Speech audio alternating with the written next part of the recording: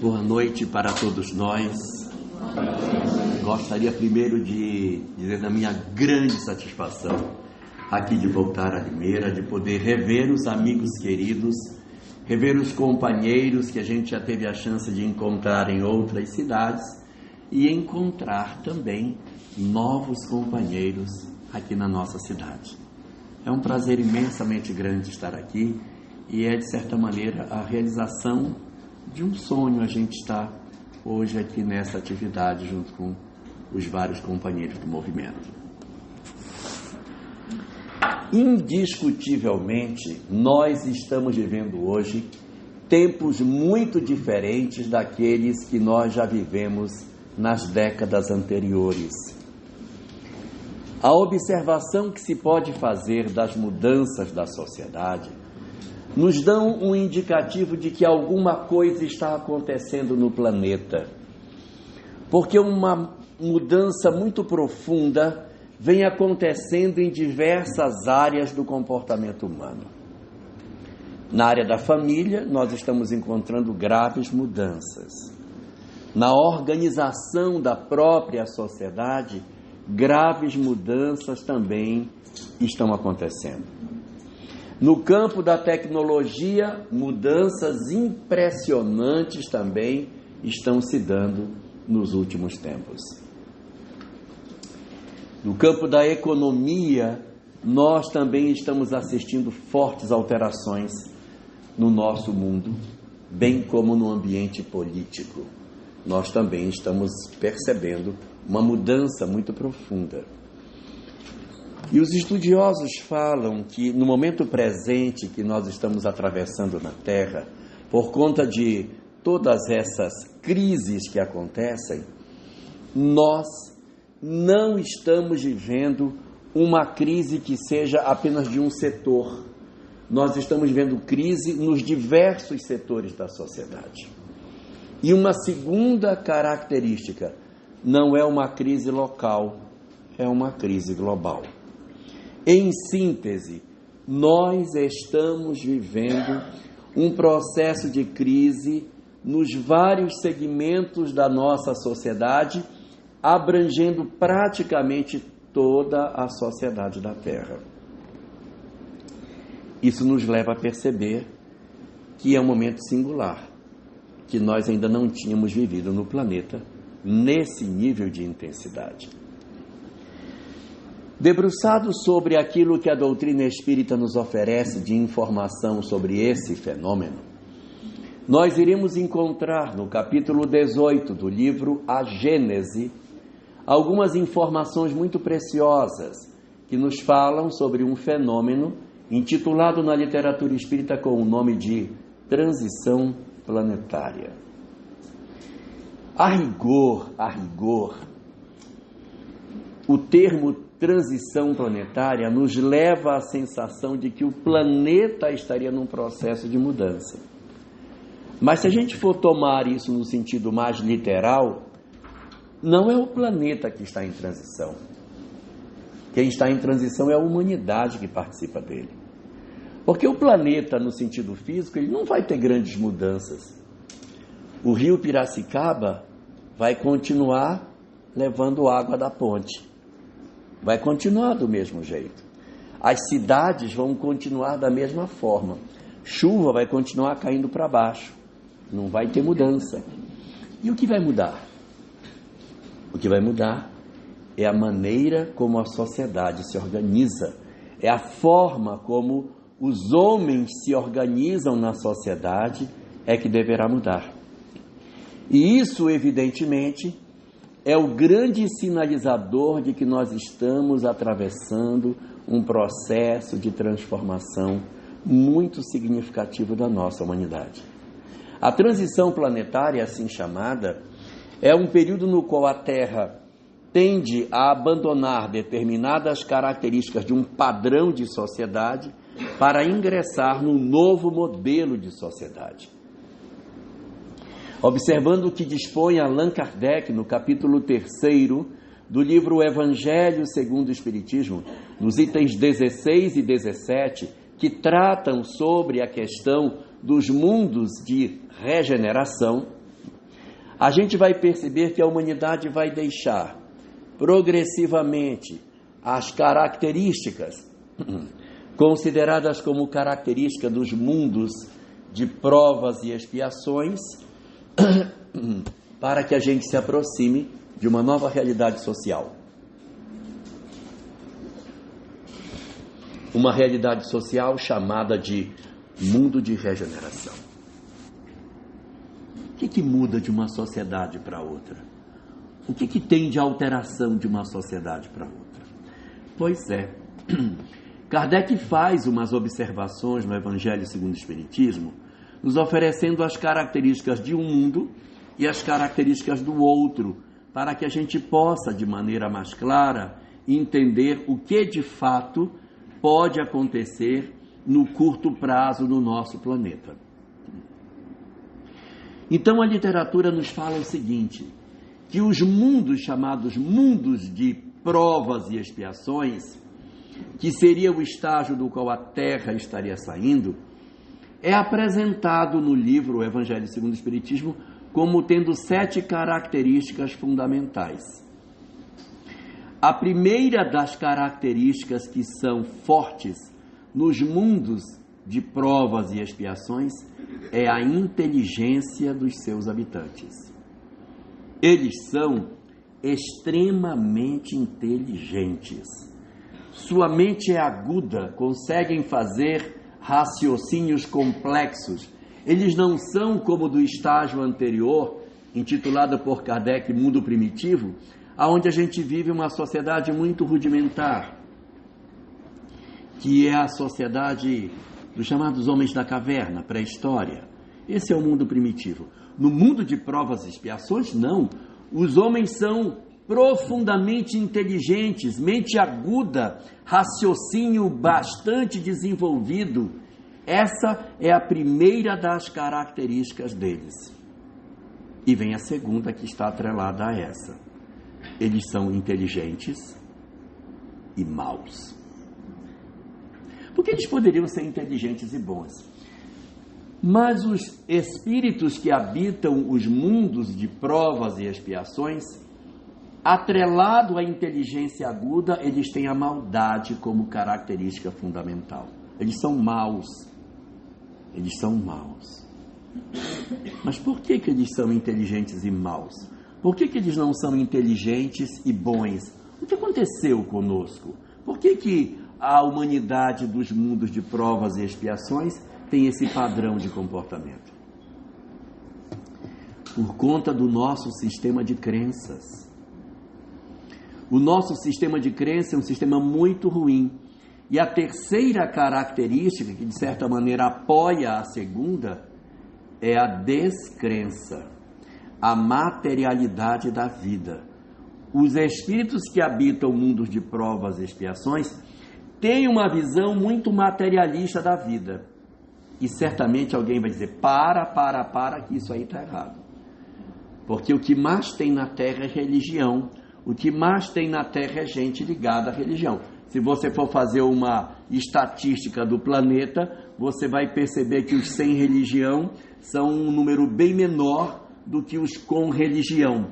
Como é que pode-se dizer que é a materialidade se a grande massa do planeta possui uma expressão religiosa? Pois é. É porque nós conseguimos a façanha de fazermos com que a nossa fé fosse uma fé materializada. Nós cultuamos a fé desde que a fé nos entregue algo de material para as nossas vidas. Ao longo da história da humanidade foi o que a gente mais fez, tratar a religião como se ela fosse um instrumento para obter coisas materiais. Ó Senhor, me ajude, para eu conseguir uma casa linda, um marido bonito,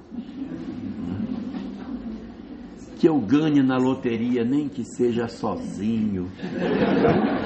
A gente faz uma série de pedidos e é muito difícil nós encontrarmos no mundo de provas e expiações aqueles dentre nós que estejamos despidos dos interesses materiais.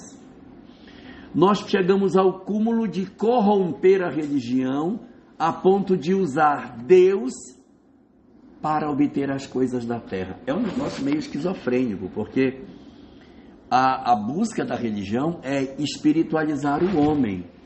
O objetivo da religião é espiritualizar a nossa história de vida. Mas a gente fez ao contrário, a gente materializou a fé.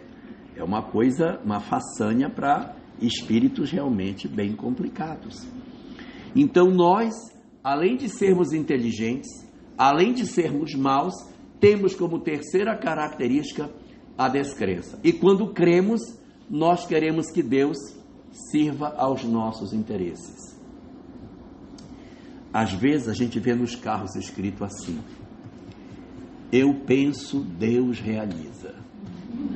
Então, quem está mandando em quem? Né? Eu quero, Deus me dá. Se você é filho de Deus, Deus é o dono de tudo. Se você é filho do dono, metade da herança é sua. Aí existe uma série de raciocínios que a gente vai fazendo dentro dessa lógica, que são bem típicos da nossa dificuldade de nos desembaraçarmos das coisas materiais. Se fosse só essas três características, estava bom, mas tem mais.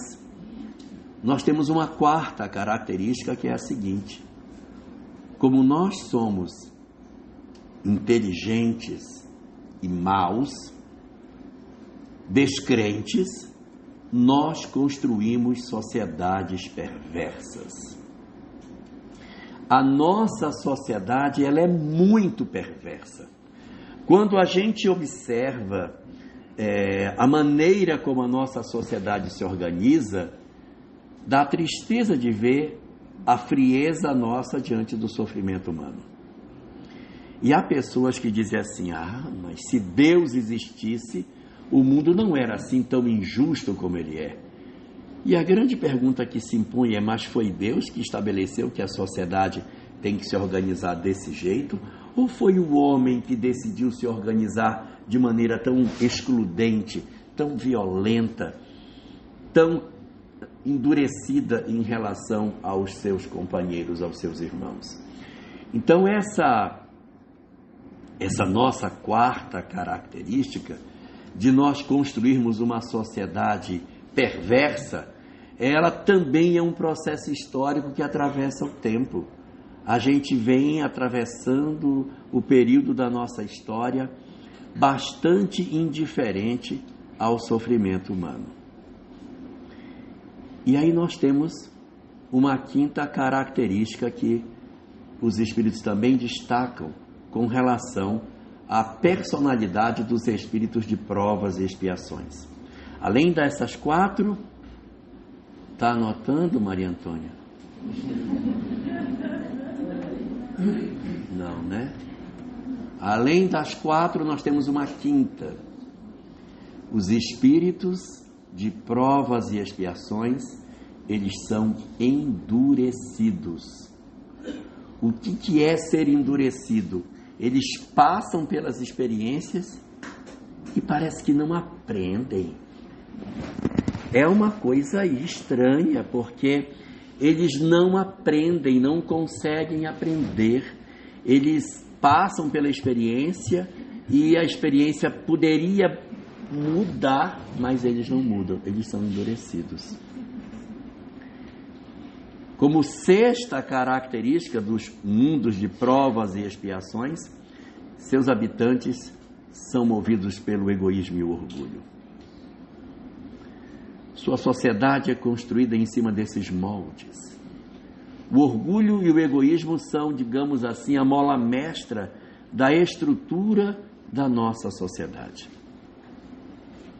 E conta Kardec que tem uma sétima característica que compõe os mundos de provas e expiações. Diz que os espíritos de provas e expiações são espíritos exóticos. Quando a gente ouve assim que é espírito exótico, a gente fica pensando: é exótico? Como assim exótico? A gente logo pensa, porque Quando a gente ouve a palavra exótico, a gente já pensa que é um negócio estranho assim, né? Então vai ver que os espíritos de provas e expiações têm 10 olhos, 5 mãos, uma orelha bem no meio da testa.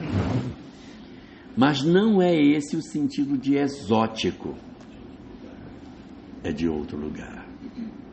Os espíritos são exóticos porque eles vêm de outro lugar. Se eu trouxesse, por exemplo, aqui uma tigela de açaí para vocês tomarem, seria uma fruta exótica. Para vocês, para mim não seria. Mas quando eu vejo mirtilo, digo, meu Deus, o que é isso? Como será a árvore desse negócio?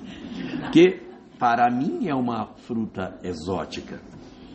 Então o ser exótico é porque eles vêm de outro canto, o que se conjuga com a questão 176 de O Livro dos Espíritos, que assevera que os espíritos são os seres que participam do universo e que os mundos são solidários entre si.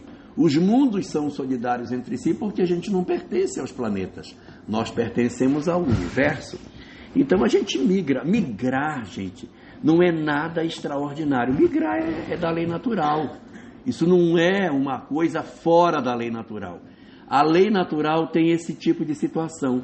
Os mundos têm um tempo para a sua maturação, e o esperado é que os espíritos, no tempo de maturação dos planetas, acompanhem o ritmo de transformação e consigam chegar de maneira satisfatória ao destino. O problema é que a gente nem sempre acompanha esse ritmo. A gente nem sempre faz isso. Então, se o bonde anda mais depressa do que nós, a gente tem que descer do bonde. E é o que acontece com frequência nos mundos de provas e expiações. Por quê? Porque são endurecidos.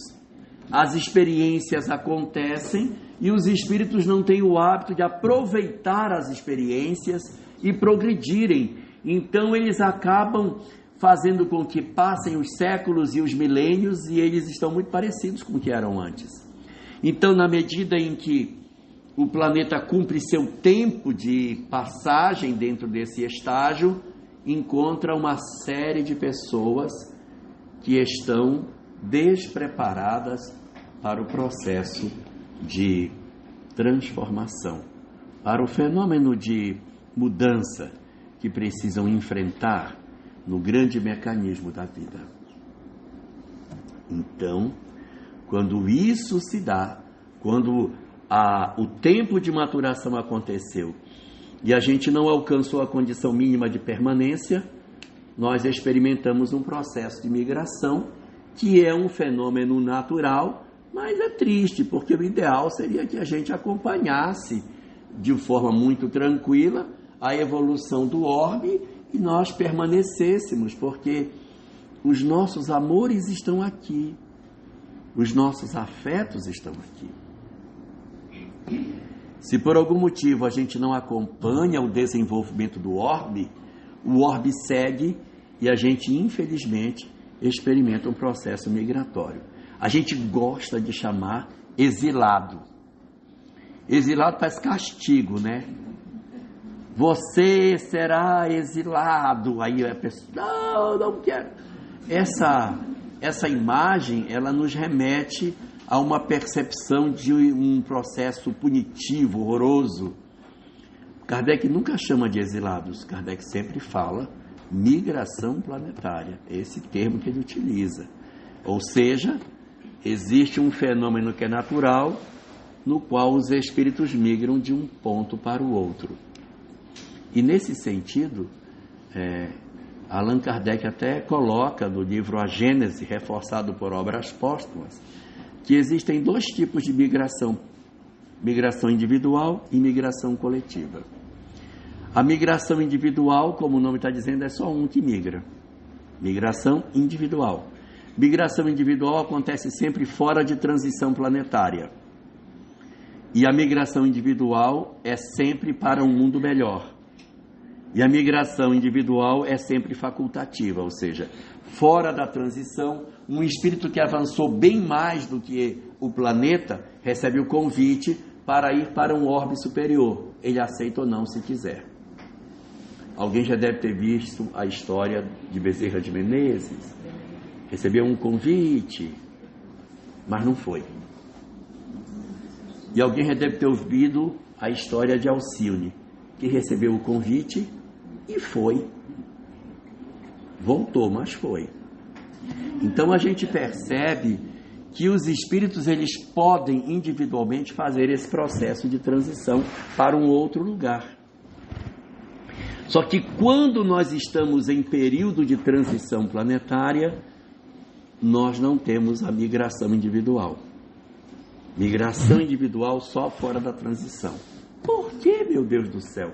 Por que na transição não tem migração individual? Por duas razões. A primeira razão é que na transição planetária vai ter muito trabalho. Então, espíritos de outros orbes vêm para ajudar a transição. Então, se eu estou aqui, por que eu vou sair se eu estou aqui? Então é melhor ficar, fica para ajudar. Por que eu vou liberar alguém no momento que eu mais preciso? Que o mundo vai entrar em crise? Então fica para dar uma mão. Segunda razão, não está em transição? O que vai acontecer quando a transição acabar? Vai melhorar. Então por que você vai embora se aqui já vai ficar bom? Fica. É pouco tempo, 400, 500 anos já está mudado. Fica aí. Por que ele vai embora se todos os amores dele estão aqui? Então fica, meu filho. Dá uma mão na transição e já fica de vez. Então, na transição planetária, os carimbos de passaporte para a migração individual ficam suspensos. Mas é na transição planetária que acontecem as migrações coletivas. As migrações coletivas, como o próprio nome diz, é coletivo, não é individual. As migrações coletivas, diferente das individuais, elas são compulsórias. Não é convite. É determinado. Além do que, nas migrações que são chamadas de coletivas... Achei você. Está anotando, Maria Antônia? As migrações que são coletivas, além de serem compulsórias, além de acontecerem durante a transição planetária, elas também são para planetas em condições inferiores ao que nós estamos. Isso não significa uma regressão em termos espirituais, porque todas as conquistas que a gente tem vão conosco. O que a gente tem é o experimento de uma sociedade mais difícil, que a gente tem que reconstruir, e nem sempre a gente pensa no que é uma transição, uma migração planetária. Pense você encarnar no lugar e você dizer assim, onde é a África? Esse aqui não tem África. E a Europa também não tem. Eu estou perto do Oceano Atlântico, aqui também não tem. A vegetação é outra, a geografia é outra. Mas não, porque no Egito Antigo? Que Egito, cara? Não tem nem antigo nem novo. Não tem nada. Até o Cristo planetário é outro. Você vai para um negócio que, se fosse mineiro, diria que é um trem sem jeito. Você vai para um lugar que você, meu Deus, onde que eu estou? A sensação é de exílio. A sensação que o espírito sente é de que ele foi degradado, que ele foi expulso. É isso que justifica, na visão daquilo que Allan Kardec coloca no livro A Gênese, o mito de Adão e Eva, que foram expulsos do paraíso por desobediência. Então, coloca Allan Kardec que no ideário judeu, no ideário hebreu, a ideia de que eles teriam sofrido a retirada de um lugar bom para um lugar ruim, por desobediência, é a representação mítica do processo da transição planetária, que eles experimentaram quando vieram para cá. E hoje nós estaríamos experimentando um novo processo de migração, para ir para uma outra sociedade, para um outro padrão de sociedade, chamada sociedade de regeneração.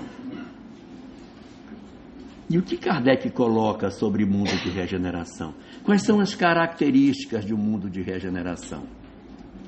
Curiosamente, também são 7 as características que a gente encontra no Evangelho segundo o Espiritismo. O pessoal fica até assim incomodado, né? 7, de novo, 7. 7 são as cores do arco-íris. 7 são as notas musicais. 7 são os dias da semana. 7 são os anões da Branca de Neve.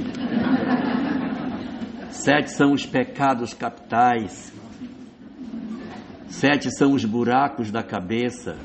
Depois vocês contam, vamos ver que é 7. 7 são as horcruxes do Harry Potter.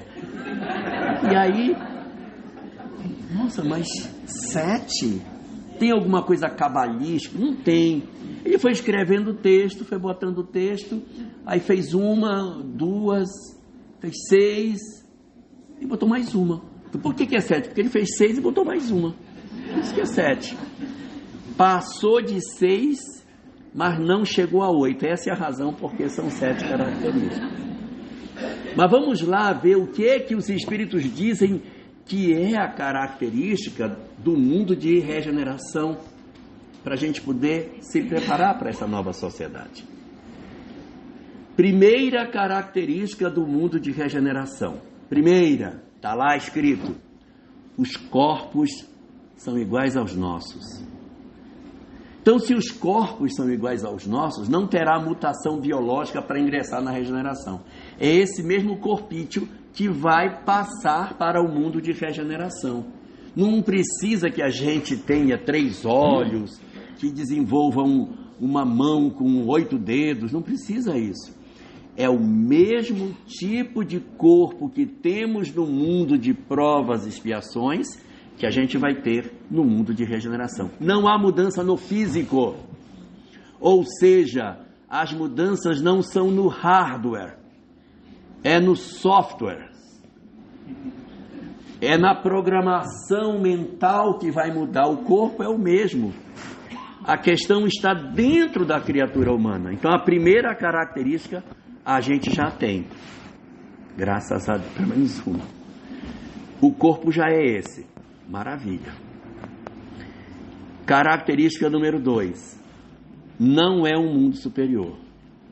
Porque tem pessoas que têm uma imagem, Newton, que o mundo de regeneração vai ser um mundo maravilhoso, assim, com fadinhas voando e todo mundo. Não é isso, não. Ele não é um mundo superior. Porque Kardec diz assim: nos mundos de provas e expiações, o mal sobrepuja o bem, que é o planeta que a gente vive. O mal sobrepuja o bem. Legal. E já nos mundos de regeneração, muito bem, está errado. Porque se o bem sobrepujasse o mal, aí era superior. Essa característica só vai aparecer no mundo ditoso, que é depois de regeneração. Então, se no mundo de provas e expiações, o mal sobrepuja o bem, no mundo ditoso, que é lá na frente, é o nível 4, o bem sobrepuja o mal, o que foi que Kardec disse sobre o mundo de regeneração? Nada. Falou. Ele não dá nenhuma definição, mas a lógica diz que se aqui o mal sobrepuja o bem, e lá na frente o bem sobrepuja o mal, aqui está equilibrado. Está mais ou menos. Então não é uma coisa, gente, olha um mundo de regeneração. Não é, gente. Não é, até porque o mundo não se chama. Mas é verdade, minha filha. Não posso mentir. Repare que o mundo não é mundo de regenerados. É mundo de quê? Então a gente vai se regenerar nele. A gente vai ingressar nele para se regenerar. Mas quem entra no mundo de regeneração não são as almas espetaculares. É o mundo aonde a gente vai se regenerar. Mas é onde já tem um equilíbrio entre o bem e o mal. E eu já me perdi no número de itens que eu já falei. Eu disse 2. Eu disse 3. 3. Corpo O corpo é igual e o mundo não é superior. Só disse dois. O mundo não é superior. Ok? Duas características. Terceira característica desse mundo. Embora ele não seja o mundo superior, diz Kardec, ele se assemelha à bonança depois da tempestade. Ou seja, você viver num mundo de provas e expiações, meu Deus. Fechei o carro, tranquei a porta, deixei a chave no portão, deixei a chave em cima do carro, preciso voltar. Meu Deus, vou entrar na minha casa, vão me roubar. Larguei minha carteira. A preocupação o tempo todo, vão me enganar, vão me roubar, eu tenho que andar com aquele monte de chave, parece um São Pedro pela rua, porque senão vão me levar. É uma vida muito difícil, gente. A todo momento você tem que estar se apalpando para ver se não levaram nada. É muito ruim. Em todo canto que você olha, vão me enganar. No meu trabalho vão me trapacear, vão me passar a perna. Olha o troco, vão roubar no troco. Meu Deus! É o tempo todo esse sofrimento. Vai para a internet, ódio. Odeio você, eu te odeio, eu também te odeio, então eu odeio você mais do que você. Então, é uma loucura. A gente vive uma sociedade doida. Então, se você vai para um local onde você não tem mais isso, pode até não ser o mundo superior, mas já dá um alívio, ó. Eu gosto muito da definição que a minha esposa dá para mundo de regeneração. Ela diz assim: mundo de regeneração é um mundo onde não precisa de chave. Já é legal demais.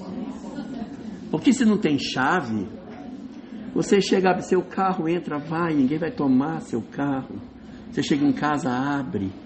Se não tem chave, não tem cadeia. Aqui já não tem. É? Aqui nem usa chave, não, né? É assim o negócio? Mas aqui no centro isso, né? Olha, o centro já está em regeneração.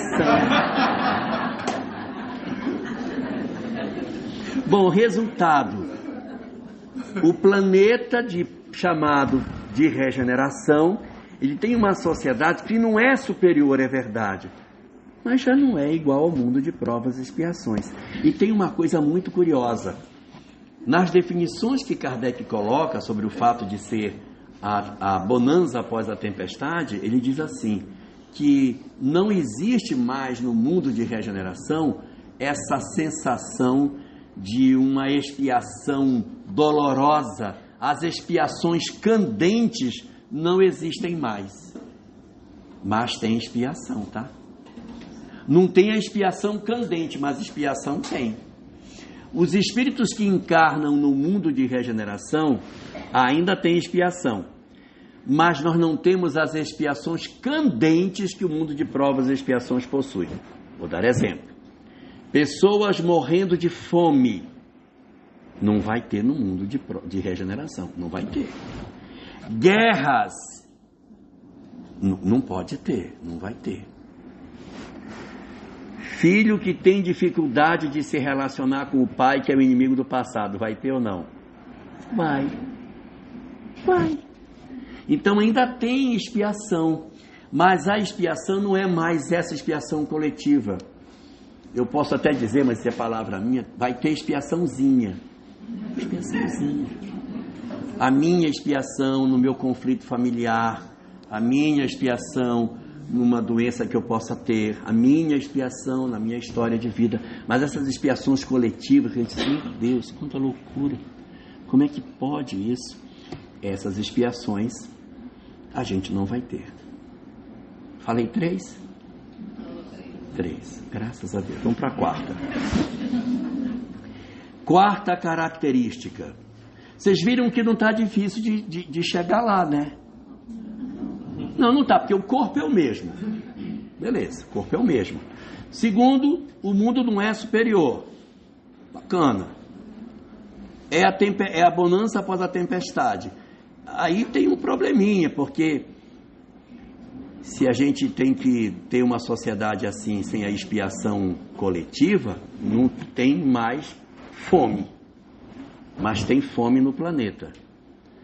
Se o homem quisesse acabar com a fome hoje, ele acabava. E a gente tem produção suficiente para acabar com a fome. Não acaba porque não quer acabar. A mesma coisa a guerra. A gente, se quisesse acabar com a guerra, acabava hoje com a guerra. Desrespeito ao meio ambiente, era só querer que a gente terminava com isso. Nós temos a condição tecnológica para fazer a mudança. A gente só não faz essa mudança que nos permite ingresso no mundo de regeneração pelo mesmo motivo que o sapo não lava o pé. É por isso que a gente não faz, mas a gente tem. Você sabe por que o sapo não lava o pé? Porque ele mora na lagoa. Se ele mora na lagoa, por que ele não lava o pé? Mora dentro da lagoa. Não lava o pé. Então veja só, nós poderíamos ter feito a mudança, não fazemos, porque nós não estamos interessados em fazer, por conta do egoísmo e do orgulho, o miserável egoísmo e orgulho. É por isso que está difícil para nós, porque a gente pensa assim. Característica número 4. Quarta característica. No mundo de regeneração, as pessoas buscam Deus e procuram conhecer e viver a sua lei. Essa pegou, né? Essa pegou. Ou seja, sem fé não vai, tá? A sociedade materialista que a gente vive, que de certa maneira... Tá certo esse relógio? É isso mesmo? Tá erradinho. O Léo não arrumou. Deve estar de ontem essa hora, né? Vamos lá. O nosso planeta, do jeito que ele é, descrente, com o materialismo avançando absurdamente, com todas essas transformações que a sociedade tem vivido, de desrespeito à religião, de deboche do espiritual, destruição de templos, tocando fogo em templos, destruindo tudo, é um indicativo de que a gente ainda não está maduro, porque a gente não consegue lidar de maneira serena com a religião. Esse é um problema que a gente tem, a gente precisa resolver, tá?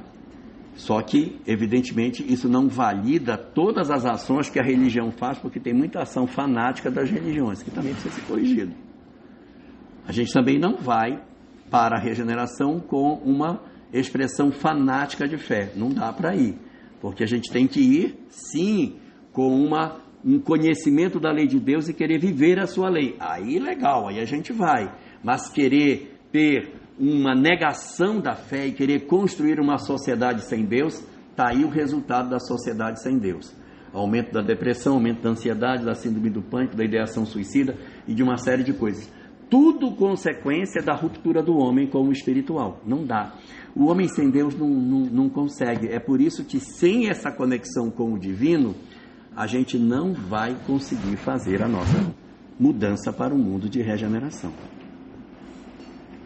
Número 5. Diz que a sociedade de regeneração estabelece uma estrutura social equânime, onde as diferenças sociais, elas desaparecem. Então, do mesmo jeito que eu não consigo ir sem fé, eu não consigo ir com exclusão de segmentos da sociedade.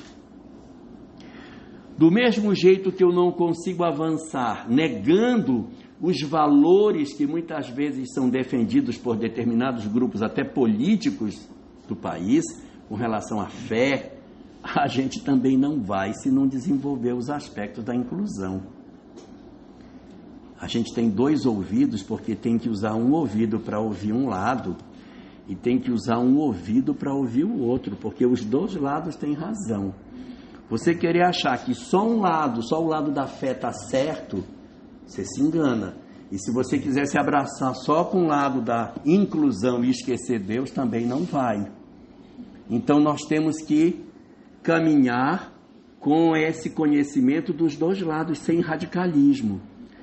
É entender que a gente precisa de Deus e de sua lei, e entender que a gente precisa ter uma sociedade inclusiva, uma sociedade onde as pessoas participem e sejam reconhecidas como pessoa. Muito bem. Essa é a quinta, né? Falta a sexta. A sexta diz assim: para ingressar nessa sociedade, isso que eu estou dizendo está no capítulo 3 do Evangelho segundo o Espiritismo, item 17, primeiro parágrafo, bem no finalzinho dele, já na virada da página. Tá assim, na virada da página. Aí diz assim: no mundo de provas e expiações, no mundo de regeneração, além de você ouvir a Deus, procurar viver a sua lei, além de procurar fazer uma sociedade equânime, você tem que viver o amor. Como diz o nosso filósofo Zezé de Camargo, é a solução. Não é isso que ele diz? É a solução para o processo. Vocês não conhecem essa música? Aqui deve conhecer, não é possível, né? Então, nós precisamos desenvolver a possibilidade de uma sociedade que tenha amor na referência entre as criaturas. Amor. E ele abre esse amor em 4 sentimentos que têm que ser vencidos. Para vocês gravarem os 4 sentimentos que têm que ser vencidos e que estão lá no Evangelho segundo o Espiritismo, para vocês guardarem, se você pegar a primeira letra de cada palavra dele, faz a palavra ópio, que é uma droga, uma coisa que nos vicia. O primeiro O com acento, qual é a imperfeição moral? Ódio. Com a letra P de ópio, paixões. As paixões envelhecentes. Com a letra I, inveja. E com a letra O, orgulho. Então é ódio, paixões, inveja e orgulho. Não está nessa ordem, mas assim fica mais fácil de gravar. Então são 4 imperfeições que eu preciso vencer para que eu consiga transformar a nossa sociedade em regeneração. Aí ficou complicado, né? As 3 primeiras estavam até fácil. O corpo é o mesmo, o mundo não é superior, tudo bem. É a tempestade, a bonança após a tempestade, também ainda vai.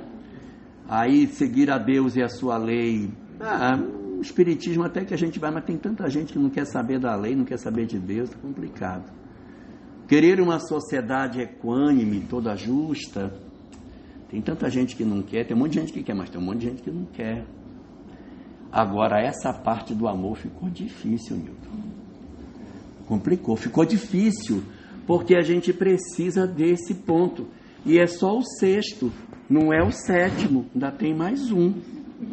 Que eu acho que é o pior dos 7. Por isso que eu deixei para o final.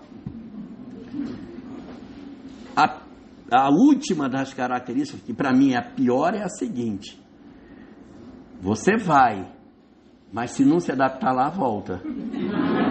Não é legal? Ou seja, o fato de você conseguir um carimbo no passaporte não significa que você não é extraditado depois. Você pode até ir, aí vive 2 encarnações. Não, colega, não deu para você. Olha, a gente vai caçar teu visto, porque você não tem se adaptado bem nessa sociedade e a pessoa pode sofrer um processo de migração tardia. Isso pode acontecer. Existe a migração tardia, principalmente quando os espíritos têm dúvida. Quando eles ficam com dúvida se um espírito deve migrar ou não, eles levam, isso está lá no livro, eu não estou inventando, isso está na Gênese e está no livro Obras Póstumas. Quando eles têm dúvida se o espírito deve migrar ou não, eles levam o espírito para o cantinho do pensamento. Bota sentadinho lá, diz: você não vai encarnar agora, deixa a gente terminar a transição. Fica aqui, mas você não vai migrar, que a gente não sabe se deve ou não. Fica aí.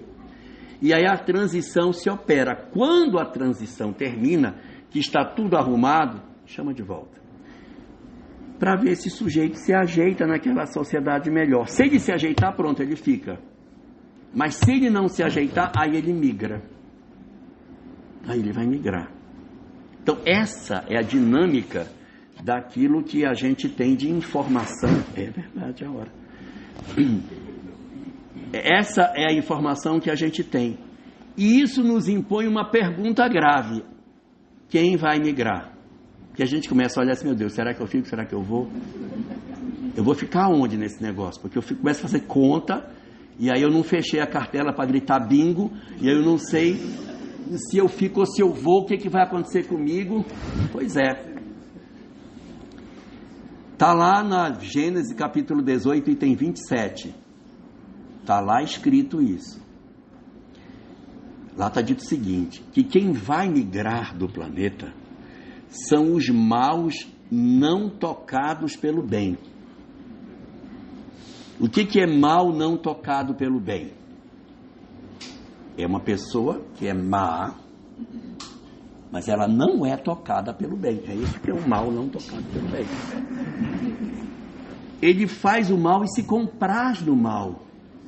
Ele diz, eu fiz e faço mesmo. Eu faço mesmo. Eu mato mesmo. E não me arrependo. Não tenho pena. Não sente remorso. É capaz de matar pessoas sem o menor arrependimento. Comete atos de barbárie sem a menor condição de refletir sobre o que está fazendo. Maus não tocados pelo bem. Eles agem no mal e o coração deles não se sensibiliza para o que estão fazendo. Essas entidades, elas estão inclusas nessa condição do capítulo. Então, quem migra do planeta? Os maus não tocados pelo bem. E a gente diz assim, meu Deus, será que eu vou nessa onda?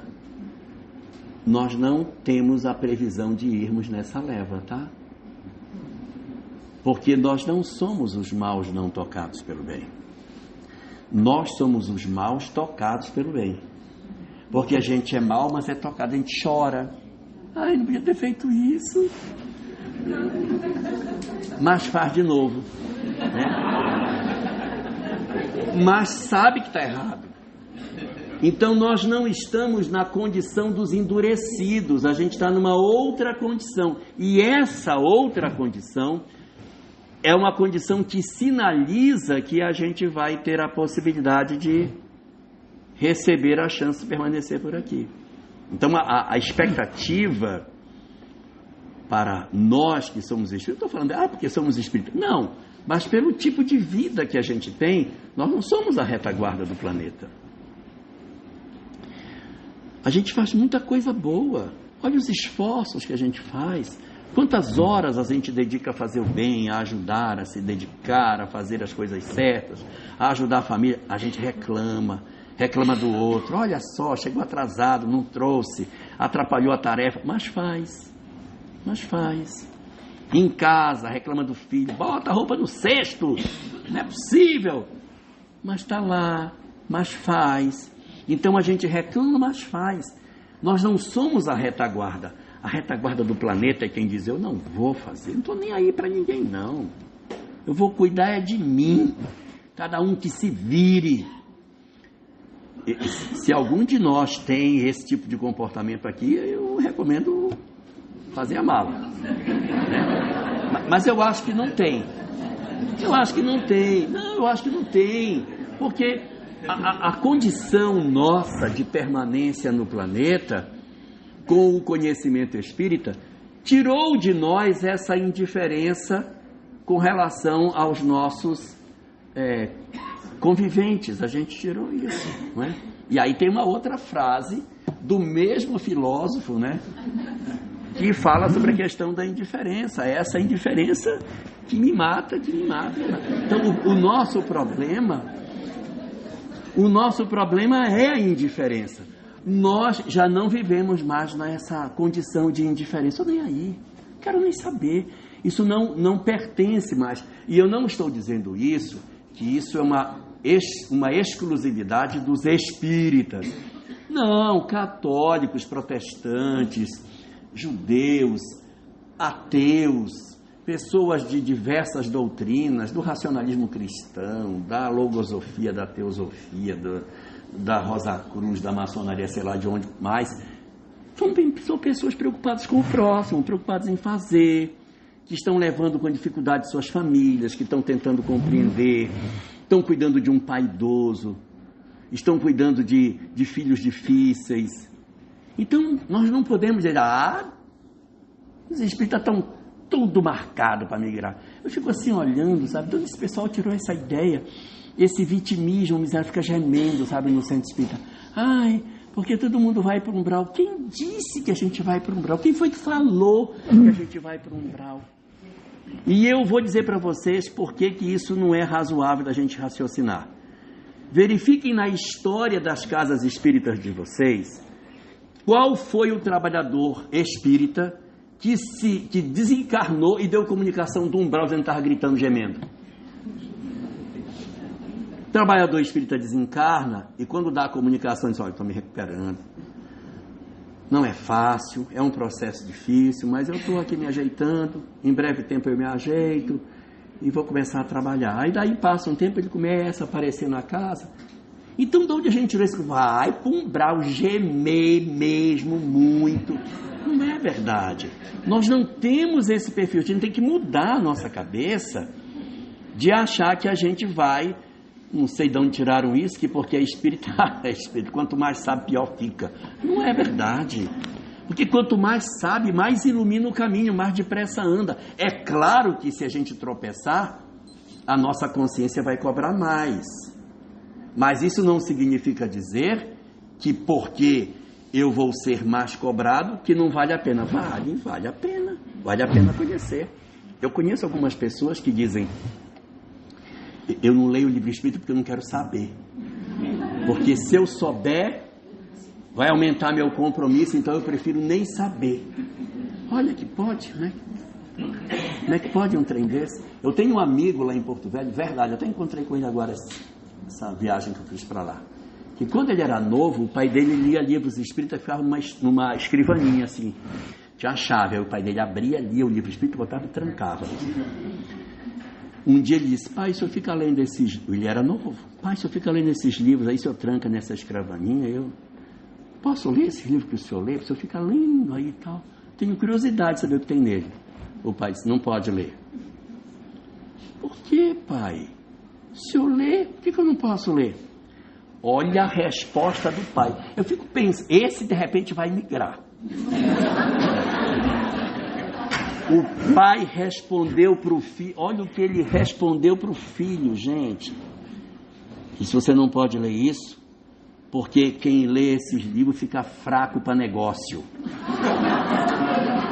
Você só vai poder ler quando tiver uns 40 anos, porque senão você não vai prestar para fazer negócio. Então ele prefere que o filho se arrebente todinho.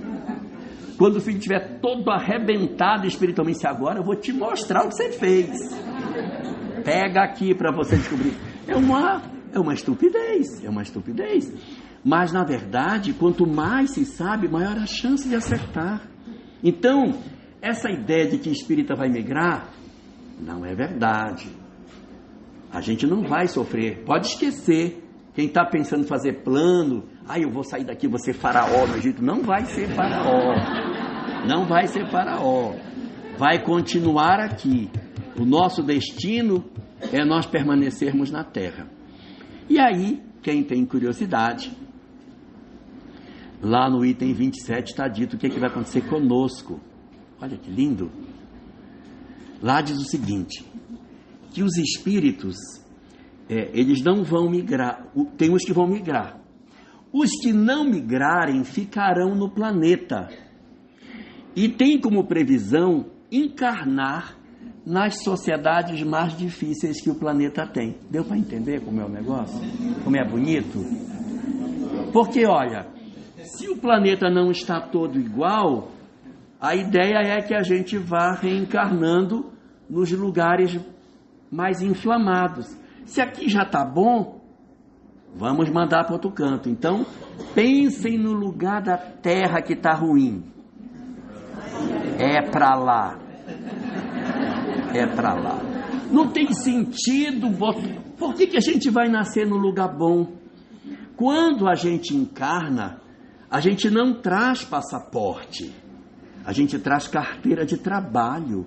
Então a gente encarna para uma encarnação de serviço e não para vir para a Terra. Eu quero ir para Paris. Não funciona assim. A gente vai para onde os esforços precisam ser concentrados. Então a gente se desloca dentro do planeta para as sociedades que precisem. Porque se o planeta vai entrar em regeneração, é preciso que haja uma atuação efetiva nesse sentido. Então veja, se o governador é o governador planetário e não é o governador do Brasil, ele não é o governador do Brasil, ele é o governador planetário, não é isso? Se o governador é planetário, por que ele botou tanta gente no Brasil? Qual é o objetivo de botar todo mundo aqui? Para ficar aqui? É para fazer o que com esse pessoal? Espalhar, gente. Essa encarnação é uma encarnação de treinamento. Todo mundo junto, infraestrutura maravilhosa, salão grande, ar-condicionado, tudo lindo, muita sala. Sala para evangelização, sala para estudo mediúnico. Nós temos todas as condições. Por que tanta gente num lugar só? Pense que você trabalha na equipe do governador planetário. Por que tanta gente num lugar só? Está na cara que isso aqui é um centro de formação de mão de obra. Isso aqui é um centro de formação de mão de obra. E esse centro de formação de mão de obra vai levar as pessoas para outros lugares. Isso é o lógico para acontecer. Vocês já ouviram falar Brasil, coração do mundo? Já viram? Se o Brasil é o coração, o mundo é o corpo. O mundo é o corpo, o Brasil é o coração do mundo. Qual é a função do coração para o corpo? O que é que o coração faz para o corpo? Bombeia o sangue, nós somos o sangue. E cada um de nós é um glóbulo vermelho, é uma hemácia. Ele vai bater, pá, e vai uma galera lá para o Afeganistão. Aí, outra. Não vou nem dizer mais. Vocês imaginem para onde a gente vai. Mas olha, vocês não pensem que ir para a Europa tá fácil não, tá? Não tá fácil lá não. O materialismo lá está tomando conta de tudo. Está ficando difícil o suicídio assistido, o materialismo, o avanço de uma série de doutrinas que vão dar muito trabalho para a humanidade. E isso a gente precisa ter bastante atenção nas próximas etapas que a humanidade vai viver. Isso é muito importante. No Evangelho segundo o Espiritismo, no capítulo 20, tem um pedacinho em que o Espírito de Verdade diz assim: e aqueles que não recuarem diante das suas tarefas, o Senhor confiará os postos mais difíceis na grande obra de regeneração da humanidade. O que significa? Ou seja, quem não recuar, qual é o prêmio de quem não recua? Pega os postos mais difíceis. Qual é o posto mais difícil? Vai para lá mesmo. Vai para lá. Essa é a ideia. Está todo mundo reunido aqui, para na próxima, está todo mundo espalhado sobre o planeta, fazendo a sua divulgação, fazendo seu trabalho. Que não quer dizer que a gente vai renascer espírita no outro canto. Vai nascer na área da ciência, para trazer uma ciência espiritualizada. Vai nascer na área da educação, para espiritualizar a educação. Vai nascer na área da arte, para melhorar a arte. Uns vão nascer na área da política, né? Para poder... Tem um pessoal que vai ficar no Brasil, vai para o Congresso, sei lá. Precisa de gente boa lá, tá? Então, vai precisar de gente boa em todo canto. Alguns vão ter que ficar no Brasil, mas nem todo mundo vai ficar no movimento espírita. Alguns podem ir para ser espíritas em outros lugares. Mas mais importante do que ser espírita é ser bom. Então a gente pode nascer dentro do islamismo, ser do Islã, para ajudar o Islã a ter uma visão mais fraterna. Nascer dentro de Israel para tentar dar uma arrumada em Israel. Não podemos pensar que o mundo se restringe à verdade espírita. A verdade espírita, ela vai continuar e as verdades espíritas vão se espalhar. Isso não tem jeito, porque elas estão na lei da natureza. Mas, na verdade, haverá muitas transformações que ocorrerão e nós estamos convocados para esse grande trabalho de mudança. Mas tem uma coisa que é extraordinária nesse processo de mudança. Eu acho que é a informação mais preciosa que a literatura espírita nos coloca sobre a transição. Eu acho lindo isso. E eu quero compartilhar com todos. É que a transição planetária, ela não é um processo que ocorra na sociedade por inteiro. Ela é um processo de conversão individual. Não existe essa coisa de todo mundo dormir demônio e acordar todo mundo anjo no dia seguinte. Não é assim que vai funcionar. O processo da chamada transição planetária é um a um que vai se acendendo. Cada vez que um de nós toma a decisão, a partir de hoje eu não quero mais guardar mágoa de ninguém. Eu vou vencer a minha mágoa, meu ressentimento, meu ódio. Eu vou trabalhar para tentar fazer uma sociedade mais fraterna. Eu vou, no meu espaço, na minha área de influência, com a moça que trabalha na minha casa, com as pessoas que eu contrato, eu vou ser mais fraterno. Pessoal que vai coletar o lixo na minha casa, eu não dou um copo de água, o cara vem no sol quente danado. Por que não faz um lanche assim? Gente, pega o lanche aí para vocês, divido aí no caminhão. Por que eu não faço isso? Por que eu não converso com o gari que passa limpando a rua da minha casa? Porque quando ele passa no sol quente, eu não ofereço nada. Por que na minha casa eu não sou mais fraterno com as pessoas? Quando eu individualmente faço esse movimento, eu já sou regeneração no mundo de provas e expiações. É como se nós fôssemos, cada um de nós, um palitinho de fósforo que quando se convence de fazer o bem, essa lâmpada acende. E a gente vai acendendo e vai iluminando o planeta. Como se nós fôssemos ilhas de regeneração.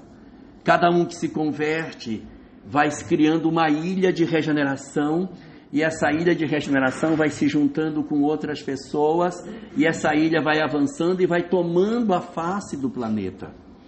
E não é necessário que todo mundo seja de regeneração para que o mundo seja regeneração, basta que a maioria seja, porque na Terra nem todo mundo é provas e expiações, tem gente que é mundo primitivo ainda. E está aqui, o mundo é prova de expiações, já está indo para a regeneração, e ainda tem comunidades na Terra que não conhecem a escrita, que não conhecem o fogo, que não têm contato com o chamado mundo civilizado. Mas está tocando, o planeta, a sua grande maioria está num certo padrão. A mesma coisa vai acontecer. Então, qual é a nossa convocação? A nossa convocação não é a convocação para transformar o mundo. Não é esse o nosso objetivo. O nosso objetivo é transformar a nós mesmos. E de maneira muito singela, essa transformação de mim mesmo não é a gente se lançando numa tarefa social para transformar a humanidade. Não. É no espaço pequenino de casa. É na maneira como eu lido com o filho. É na maneira como eu converso com a minha esposa. É a maneira como eu lido com meus pais. É a capacidade que eu tenho de ter paciência com os outros. Não é preciso ser uma coisa espetacular, não precisa. Basta que a gente esteja atento e cuide das pessoas em nosso redor. É isso que faz o mundo ser de regeneração, porque no mundo de regeneração as pessoas vão ter problemas. Então eu vou continuar tendo problema, mas eu dentro de mim não quero mais ser como eu sou. É isso que nos habilita para nós já sermos hoje regeneração. A gente não precisa esperar que o planeta se transforme para que a gente mude, porque o planeta não vai mudar, quem vai mudar é a humanidade planetária. Então, se cada um de nós for fazendo a sua mudança, naturalmente a humanidade planetária ela entra no novo padrão, porque nós, como pessoas que somos, estamos numa nova proposta de comportamento. Observemos o personagem Alcione da obra Renúncia. Quantas creches ela construiu? Nenhuma. Quantos asilos? Nenhuma. Quantas tarefas sociais ela desenvolveu?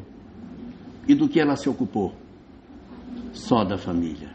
Ela cuidou da mãe, cuidou do pai, cuidou da irmã, cuidou até daquela madrasta dela complicadíssima, cuidou do Frei Damiano, cuidou de todo mundo. Ela não fez nada de grandioso para a humanidade, mas ela é um espírito superior.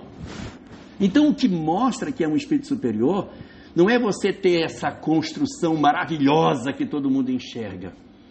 É o dom de, na singeleza da sua vida, você conseguir ser fraterno dentro de casa, na relação com os colegas de trabalho, na relação com os colegas da casa espírita, sem precisar que você deixe um rastro de obras de pedra por onde você passa, mas você ser verdadeiramente bom. E quem já faz isso não precisa esperar pela regeneração para ser uma pessoa contada entre os regenerados. Ela já é. Já é. Então, como que a gente faz para que a gente preserve a paz nesses momentos tão tormentosos que a gente está vivendo?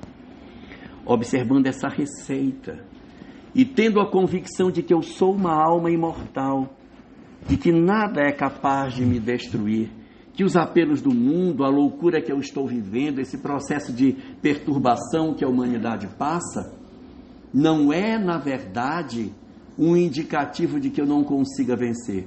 Eu vou trabalhando dentro da minha possibilidade, fazendo o que eu puder, mas mudando o meu interior para que eu possa deixar um contributo dentro da sociedade. Não imaginemos que a gente, para ser regeneração, tem que ser um espírito alado, luminoso. Não precisa. Basta que a gente esteja atento às próprias obrigações que a vida nos pediu. Você é filho? Então seja. Você é mãe? Então seja. Você é pai? Então seja. Assuma os papéis que a vida lhe pede para fazer. Não precisa nada especial. Apenas relacione os seus papéis na vida e assuma os papéis que a vida lhe está conclamando a fazer. Se nós fizermos isso, a gente vai conseguir passar de maneira mais tranquila por esse período tormentoso. Tenho certeza que muitos de nós temos muita aflição pelo tanto de maldade, pelo tanto de crueldade, pelo tanto de loucura que o mundo possui. Duas coisas são importantes. Primeiro, nós somos indestrutíveis. Nós somos almas indestrutíveis e a existência não é a vida. Por pior que possam fazer conosco, não tem o poder de nos destruir. Nós somos almas imortais. Essa é a primeira grande e importante notícia que a gente precisa ter.